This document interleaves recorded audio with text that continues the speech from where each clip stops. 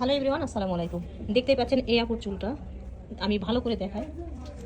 কেমন জানে একদম রাফ আর এরকম শক্ত, মানে চুলে কোনো এই যে বেঁধে বেঁধে যাচ্ছে, চুলে কোনো শাইনিং নেই। এই যে চুলে কোনো শাইনিং নেই। আপু এটা রিবন্ডিং করছিল অনেক আগে। আপু রিবন্ডিং করছে, ভার্জিন চুলটা এই পর্যন্ত আসছে, কিন্তু রিবন্ডিং করার চুলটাই যেরকম রাফ। এই জন্যই আমি বলি রিবন্ডিং দক্ষ হাতে করতে হয়।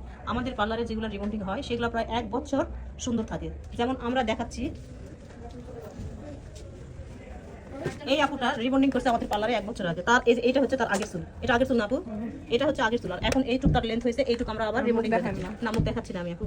আর এই যে এই চুলটা হচ্ছে তার আগে, দেখেন 1 বছর আগে না, এই যে এই 1 বছর আগে দেখেন, আপনাদেরকে প্র্যাকটিক্যাল দেখাচ্ছি। আমাদের কাস্টমার কিন্তু এরকম হয়নি চুল, সেম হচ্ছে রিবন্ডিং করাই আছে, এতটুকু বের হয়েছে তাই আবার আমরা রিবন্ডিং করে দিচ্ছি।